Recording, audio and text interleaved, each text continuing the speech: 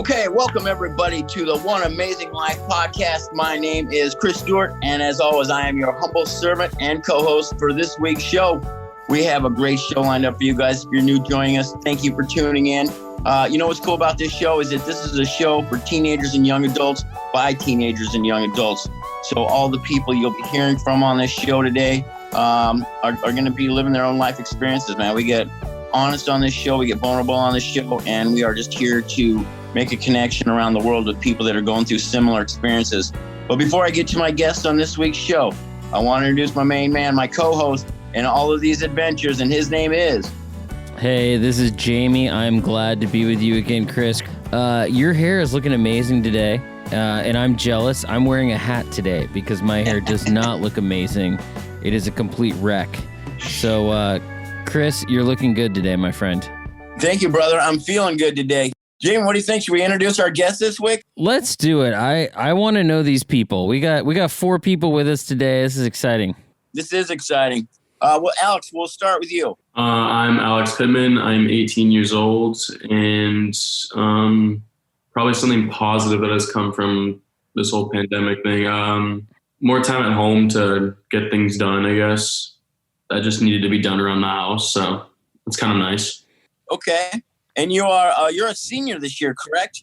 Yes. So can you talk about real quick, just kind of give us a little glimpse of what that looks like, not to be in school for the final couple months of your senior year? Yeah, it's really weird. Really sucks because of all the people that you're missing out on, not just like the people in my class, but the people in every grade that like made relationships with for the past couple of years. Yeah, it just sucks not to see everybody and just gonna have to deal with the fact that I'm not gonna see them for a while, but I can't really do anything about it. So yeah, I imagine that is tough, and we'll probably talk more about that on the show later. So Alex, great to have you here. Thanks for coming in. Thank you. Okay, I'm gonna go over to Miss Maggie. Hi, my name's Maggie. Something good that's come from quarantine. I'd probably say that I get a lot of time to do driving practice. Just drive around to nowhere. I mean, it's pretty cool that there's no traffic right now, right? Yeah, I mean, perfect. you're getting spoiled because I'll tell you, once we go back to normal, you're going to not want to drive at all because you're going to be stuck in traffic all the time. That's Southern California, you know what I mean? All right, let's shift it over to Bella. Hi, I'm Isabella. I'm 15. For quarantine, I've taken up a lot of new things, I guess I'd say. And like self-care too. Like I've gotten some sleep and stuff. But also driving, like Maggie said, I've been driving a lot. Are you getting comfortable with it? Do you like it? Yeah, there is no one on the road, which is also nice. But I've been like baking, doing a lot, so. Oh, you know I'm a desertarian, Bella. What have you been baking? I gotta know. I made lemon bars, and then I made like these like caramel brownies. They were so like flag and just so good. That sounds delicious, Bella. That's impressive. Yeah, right? Guys, I'm getting kind of good, I swear. Well, we will definitely look forward to the reemergence of human life in a public place so we can test out these delicious creations of yours, Bella. All right, sweet. And now we're going over to Miss Ashley. Okay, I'm Ashley, and I'm 17, and I've been going on a lot of, like, walks, but, like, I've been, like, quarantining, like, in my neighborhood, like, just getting out, which has, like, kept me from, like, feeling like I'm going crazy. Nice. Ashley, I've been doing a lot of walks, too. What's, like, one kind of weird thing that you've seen at your neighbor's house that you never noticed before? Like, your neighbors having you, like, weird, like, little lawn ornaments or little signs up in the window or anything like that? No. Really? Well, because my neighbors, like, a lot of my neighbors have, like, little kids, so I guess they do, like, these little neighborhood things. So, like, one day I went for a walk and, like, everybody, like, taped their teddy bears to the window. You know what I mean? Like, it was a sign of, like, I don't know, some kind of teddy bear love or something. Oh, that's crazy. I haven't seen anything like that. Yeah, it's kind of funny. It's like little kids, like little 5-6-year-old kids, and they do like this artwork, put it in the window, and then all the other kids are supposed to follow. I don't know. I just walk around the neighborhood going, these kids are out of their minds. All right, well let's jump into the show today. So Jamie, we're talking about loss today. Man, boy, that's right now I think is the most critical time to kind of talk about it, right? Because we've lost, I don't know, just so many things. We're losing people, we're losing freedoms, we're losing not friendships, but connections with friends. I mean, just a lot of stuff going on, don't you think? Yeah, people are losing things left and right. I mean, it's been a really tough time, and some of it seems really, really heavy and really serious, and some of it is maybe a little bit smaller but still significant. I mean, you think about what's happening now. It's something as small as people not being able to sit down at their favorite restaurant, and there's a level of loss to that, all the way to maybe losing a loved one because of this virus, and that's a huge deal. So I think today, it's kind of interesting to note and to realize and to acknowledge that all loss is real loss. We feel it as loss, and I'm curious to hear about what kind of loss our guests have experienced, and looking forward to that. So, Chris, what do we got going? What questions do we have for these people? So I want to preface this to all my guests, and how we're going to kind of work this show today is I want you to kind of preface your loss by once again repeating like your name so we know who's talking, and just kind of say, like my name is fill in the blank, and if you really knew me, you would know that I lost, and then go into something. So it sounded like, I would say like my name is Chris, and if you really knew me, I lost a really great job I had. I worked for a toy company once. So Maggie, let's start with you.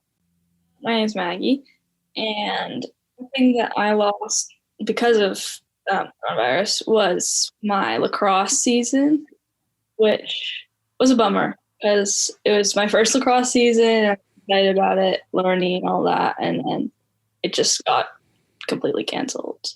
What does that take away from you? Right? Like what was the emotion that happened with that? Was it, like they talk about the 5 stages of grief, we have anger, we have bargaining, we have denial. What kind of was the most prevalent emotion that you went through at that time? So I'd say the biggest emotion was probably disappointment because we had just started and I was meeting a whole new group of girls too that I'm not going to get to see again. And it was fun. I mean, the season started off good, which was also a bummer because it just ended so fast and so suddenly. And so are you able to still stay connected with these girls? You guys still have like virtual lacrosse, not practice obviously, but you guys still get together and talk at all? Is that possible, or is it just kind of like gone dormant? Yeah, we had a Zoom the other day, which was fun. The coach joined and that was exciting.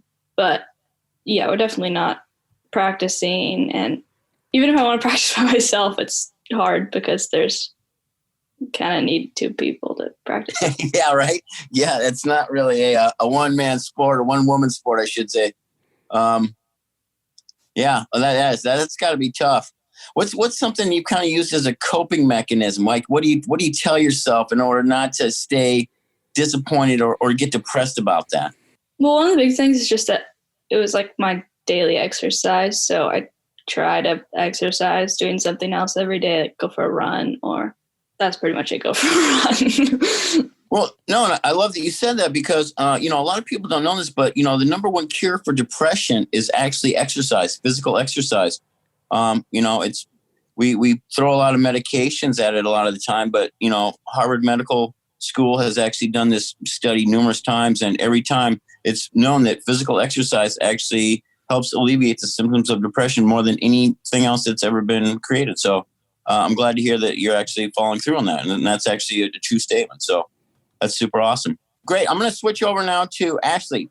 So I was supposed to do these lifeguard tryouts, and they got canceled because of Corona, and it made me upset because I was really excited for it. And Ashley, this is Jamie here. Ashley, is that actually something that's going to be like a job too, or is it a tryout just for like junior guards? That was going to be like a summer job. Like I've done junior lifeguards for 2 years. I've like interned for them. And then I was actually going to like try out for like the city of Del Mar, like the actual lifeguard stuff. And like it got canceled unless they figure something out. So that's something I lost because of Corona.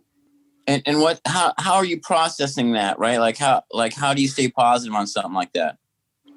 Well, there's nothing you can really do about it. It's just like something that happened, and like it's happening to everyone else too. Like everyone else is losing things that should have still been going on. So I just try to stay positive about it. And I mean, maybe something will happen and they'll reschedule it for like a later date, but I'm just kind of going with it. Yeah.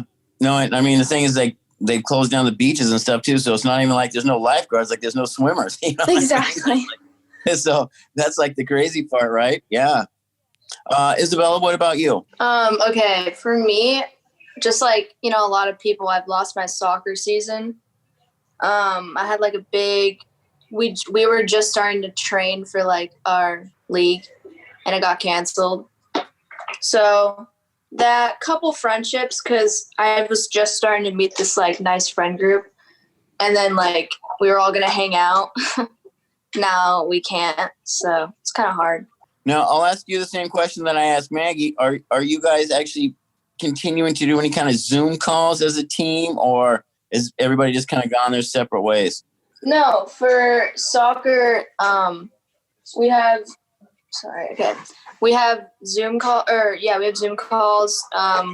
It's like our practices, and then we also have like workouts on Zoom, and like it's like kind of mandatory. So like, and there's like homework and stuff. So that is crazy to me. The Zoom it's a soccer lot. practice that has mandatory homework is that's next level. It's a lot too. It's like weird. Like my coach is weirdly intense about it. And like if you do, you can't just not do it, because he's like, he knows. So he's like tracking, see who's like keeping up with the training and stuff. So is it all the bad parts of soccer without the actual seeing your friends? Or is it okay? Do you get to see other people in it? I don't really see, well, I mean, we're on the Zoom, but we can't talk. We're just like muting ourselves. And like, well, I mean, you talk when you're asked to. So it's like we don't really communicate and have nice conversations. Yeah. Now I agree with Jamie. I think, but for me, I'll be honest. You know, I played soccer for years, and the only really good part of soccer, Jamie, I think, is actually scoring a goal. So I would think that being away from that area, like everything is pretty much not as fun, right? Like, Chris, I don't want to run around my neighborhood 50 times. Like, I played soccer for 2 seasons, and I wouldn't know much about scoring any goals. Unfortunately, I was far away from that part of soccer. My favorite part of soccer was the orange slices. That was about all I liked. What were you, like 9 years old or something? That's about the last time I played soccer successfully. No, but even, I mean, Chris, I understand like the whole like getting to score goals. I was like, okay, at least I can shoot, you know, but all the fields are canceled, or like not canceled, they're like closed. And the goals are closed, locked up. So I can't even like go shooting. No, and it's funny. It's funny about, because when I was your age, I used to go out in the backyard and just like kick the soccer ball against the fence. You know what I mean? Like, and I think that took up all the money I saved up all summer. I had to replace the fence because I broke so many of the boards that my parents actually made me like replace the boards. I had to pay for them. I had to go to like Home Depot and buy all these boards and then bring them back. And like, I was like so mad.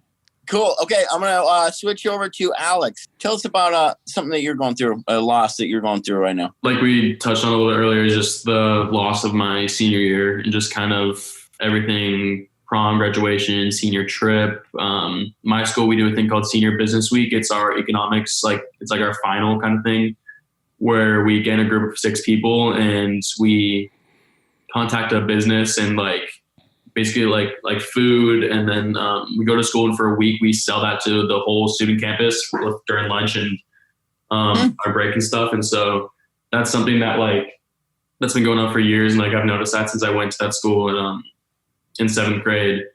And so like I've been so excited to like once I got into my senior year, but now it's kind of all gone. So yeah. Wow, that's got to be tough. You know, when you look forward to something, it's not just the graduation part, right? Like, but this is something of like where you earned it, I feel like, right? Mm-hmm. It's like you have gone in and done your time, and you've done the right thing, And this was going to be like your way to kind of give back, but also get recognition from the rest of the student body, and also to inspire, let's be honest, right? Because there's like new 7th grade kids coming in, they're going to see you and be like, wow, I can't wait to be like Alex and get to do this. Like, that's going to mean I'm an adult, so to speak, or whatever, right? Yeah. So I think that's it. You know, the loss on that is, and correct me if I'm wrong, but you know, it's like when you do the right thing and then you still don't get to do something, there's something like that kind of kindles inside of you. Wouldn't you agree? Yeah. It's like something you've worked hard for your entire life, going to preschool, elementary school, to middle school, and finally going through everything in high school to like, it's kind of like the reward, everything at the end of like senior year, like that's kind of your reward, and then kind of like stripped away kind of thing.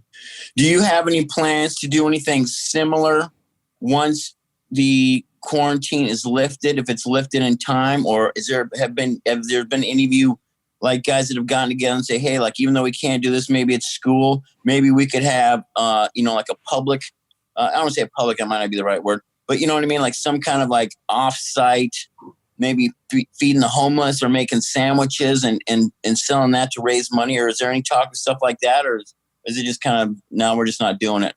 I mean, a little bit, just like here and there, like stuff, talking to friends about things we could do like over the summer once this is over, and just little remarks here and there.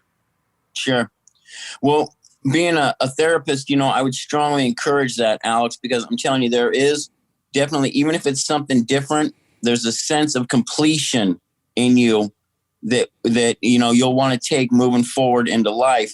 That no matter, and it'll kind of show you the balance of, even if it's a smaller thing to do, that completion will really benefit you, you know, emotionally and mentally as well moving forward. So I invite you, even if it's just for your family, right? Like that kind of a thing, right? It doesn't matter how big or how small it is. It's just the actual act of doing it. So just something to think about, you know. I'm going to go into round 2 now and talk about something a little bit deeper. You know, we talked about a lot of stuff with the coronavirus right now and things that we've lost like that. But I also want all of our listeners, people around the world, to hear like a little bit more something personal about us. And Jimmy, I know you've had a big loss. I don't know what, I mean, I don't want to put you on the spot, but would you mind sharing a little bit about that, and how you're getting along with that? Yeah. So back in January, my dad, who was 68, died from pancreatic cancer. And that's a big loss. You know, I had a really, really good dad, great guy. He was a pastor, and just someone I would call probably 2 or 3 times a week, just to talk to. Good guy. And so he passed away back in January, and I've been in this whole, you know, process of going through that, you know, going through the grief, the loss, and processing what that's like. So it's been a really big deal. You know, I think about all the losses I've experienced in my life, and that's kind of like the top so far that I've ever had to go through. So I feel a little bit like I'm coming out of it, not still back in the real kind of dark times of grief. But at the same time, it's still a reality that I don't think I've had a day where I haven't thought about it. So yeah, that's where I'm at with that whole loss and that grief. That's kind of the current event for me, and partially why I wanted to talk about loss on the episode today. Yeah, so I appreciate you asking about it. Well, yeah, I mean, you know, our community, you know, we're a family, you know, and even though it was the loss of your father, I still felt it, you know, and you know, I lost my father as well about a year ago, a little bit longer than that. And so, you know, being is that this is what we do as the One Amazing Life podcast, is we want to connect with other people that go through a lot of the same stuff as we do and might not have people around them that understand, or they feel like maybe they don't have somebody around, or they maybe think they're the only ones that it's happening to. And that's kind of what we want to touch on. So thank you for bringing that up, and you know, and once again, our condolences on that loss. Bella, let's start with you on this round. What would be something that's a little bit more personal that maybe you've lost sometime in your life that was really difficult for you to process? The first thing that comes to my mind, like I've lost a lot of things, but it was a really important friendship to me. It was like my bestest friend ever. it's a long story, but we're kind of not that way anymore. So that's like something I've definitely had to go through. I still think about it all the time. Bella, in that situation, because I think it happens to a lot more people than people want to talk about, and people just kind of accept it and move on and think that it's meant to be. But like, why do you think that happened? Yeah, so she did have she got a boyfriend. That's the thing. But it's not like, oh, I can balance my boyfriend and my friends. I wasn't like, I'm jealous. Like, it was like she completely just kind of dropped me like that.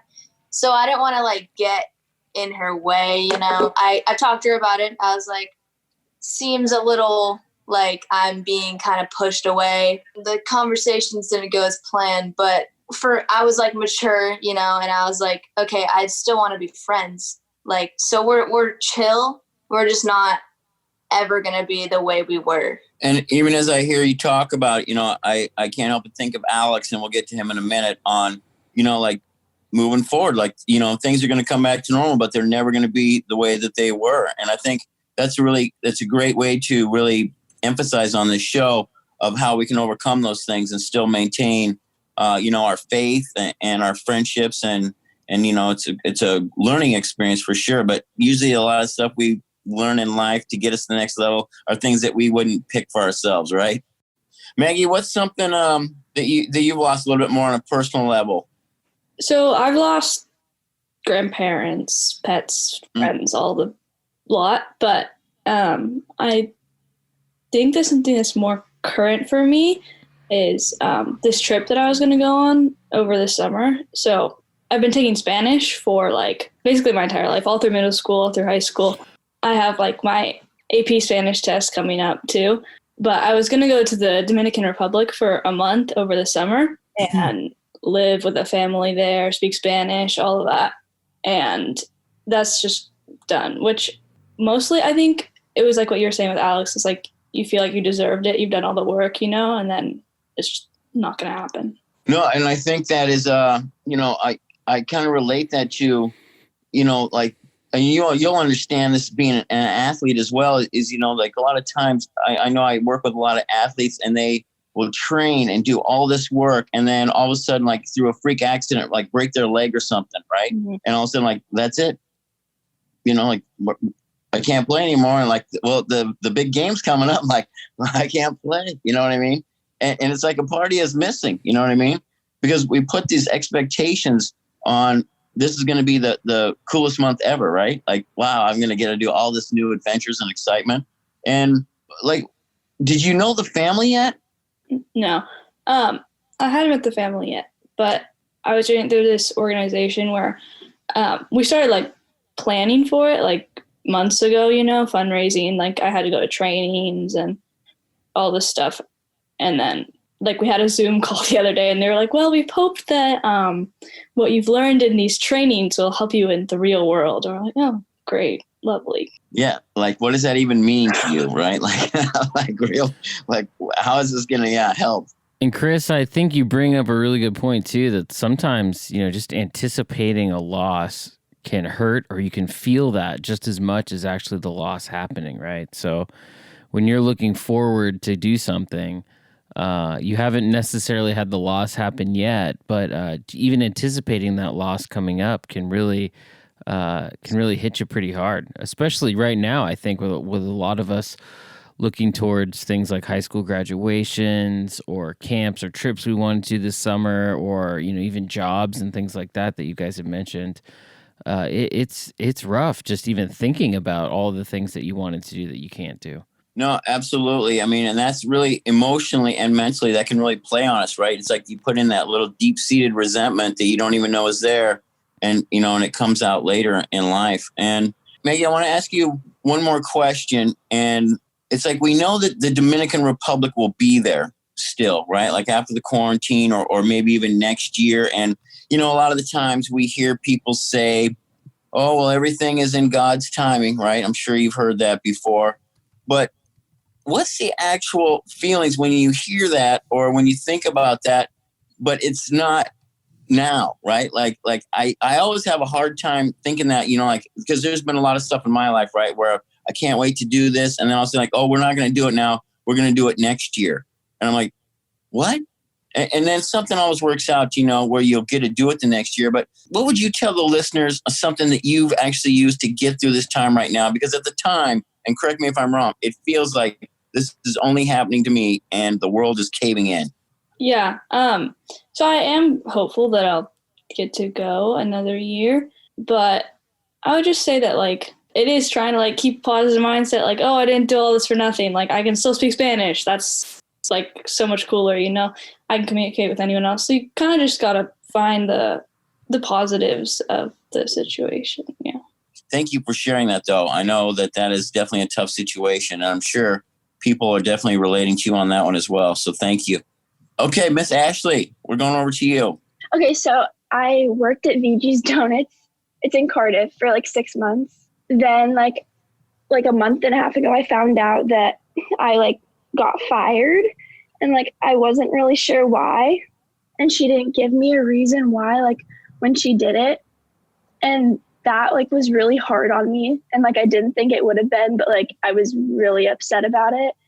And it just like made me question like if I was like good enough, because like I thought I did a good job, but maybe she didn't think so. And that was just like really hard on me. Ashley, now you mentioned a bunch of really good things in there. I know Chris is going to hit up on one of them, but I just want to ask you a question. What, when you first heard like that you got let go or you got fired, what were you feeling? Like, what emotions were you feeling? If you could give some words to those.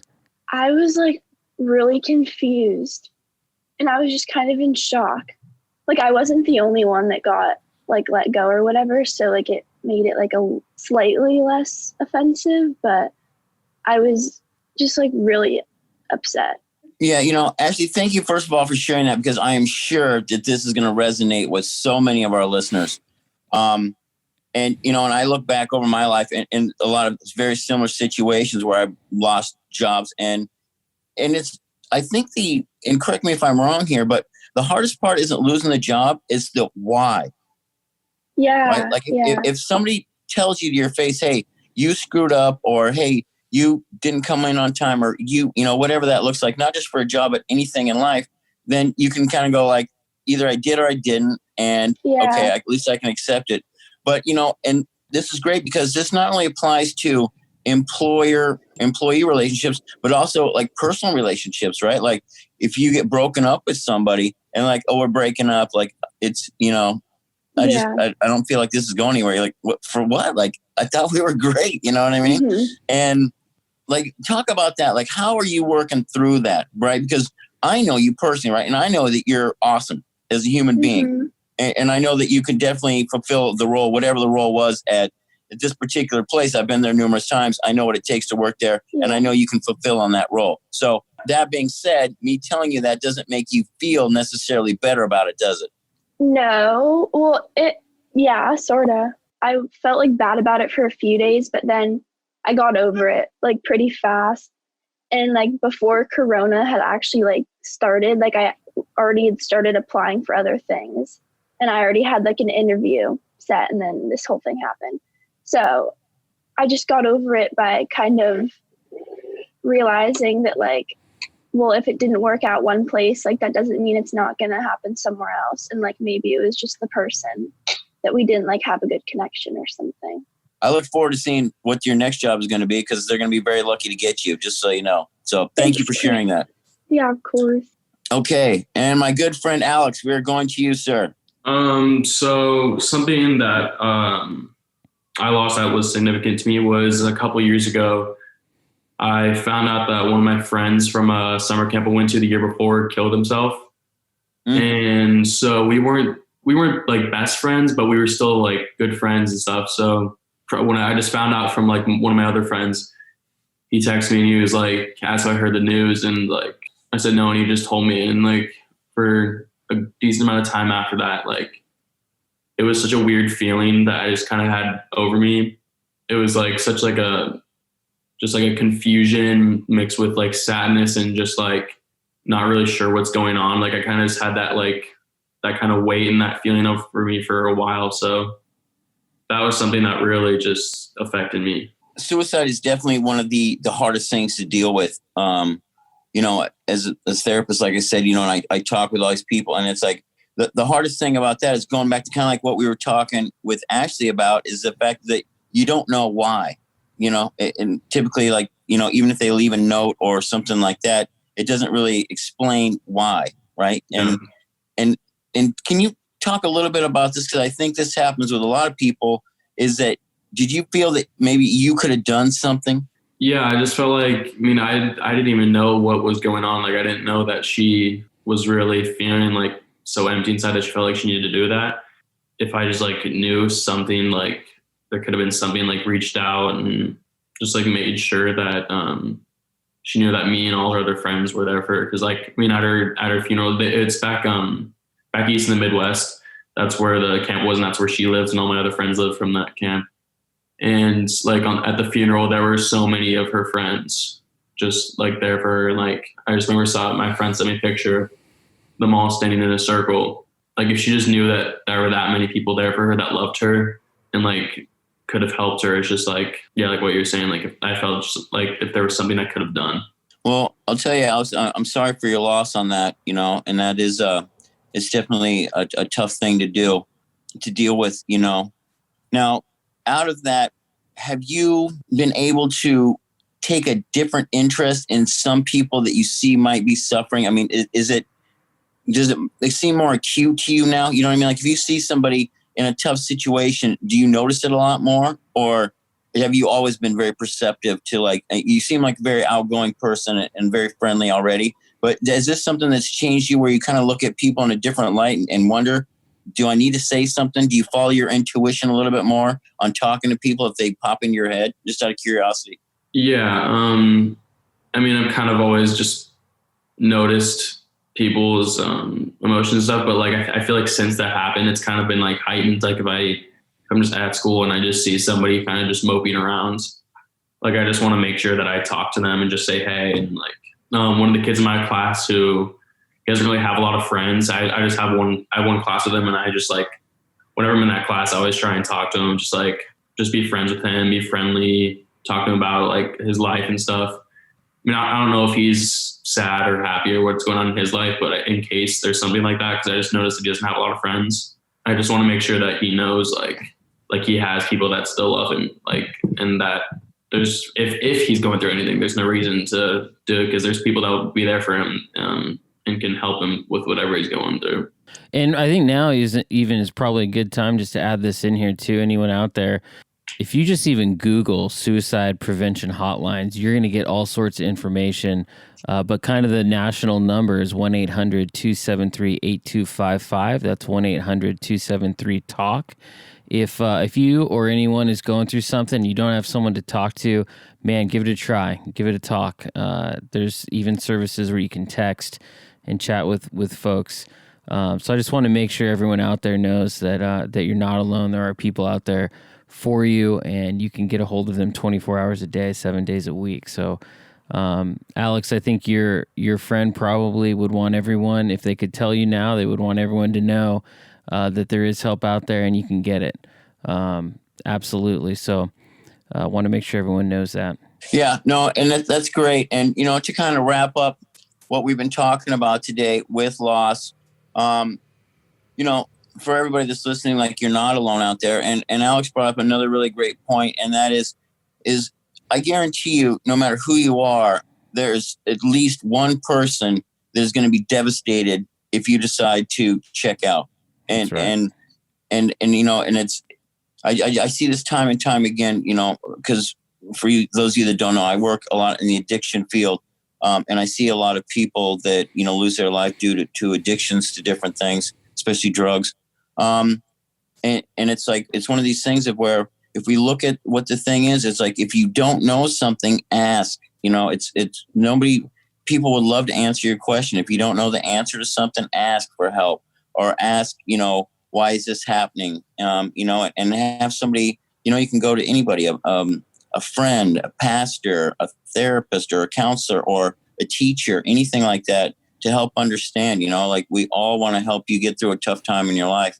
And the other thing, that we were talking about is that this doesn't just happen to you. I can guarantee you that if you share what happens with you, you really help other people heal. As tough as it might be, you're actually helping save somebody's life possibly by letting them know that they're not alone and that they weren't the only ones that go through this. Job losses, relationship losses. Obviously we're dealing with something new right now with this Corona quarantine, where we've never actually had, necessarily proms and graduations and soccer event or, sporting events and things like that canceled on such a large scale. But people have definitely gone through a lot of tough times before. And, I know we're going to be okay through this, right? And we're all going to stick together and we're all going to support each other when this time ends and we're able to come back in and really, get things going again. So, with that, I just want to say thanks again so much to our guests for being on the show, and Alex and Bella and Ashley and Maggie. Thank you so much for joining us and sharing your stories of loss with us today, and also giving us a lot of inspiration and hope as well. Final thoughts before we close up is know that, just like Chris said, you're not alone. God lost his only son. I can't think of anything worse than losing a kid, and God only had one kid, and that was Jesus. And he knows what it's like. God knows what it's like to experience loss. So know that you're not alone in that, and God is there for you. Whoever you are, whatever loss you're going through out there, God has experienced it. And the other thing too is that God goes out to seek and to save those who are lost. Meaning if you're feeling lost right now too, God is coming after you. He is hunting you down right now. Which is a great thing. So if anyone out there has experienced even spiritual loss too, again, hit up Chris at that email address, or jamie@solanapress.org, or Patrick, or any pastor or person that you know, because spiritual loss is a real deal. We could probably do a whole show on that. But just know, again, that you are not alone in all this. All right, you guys have a great week. We will see you again next week on the One Amazing Youth Podcast. Everybody have a great week. God bless.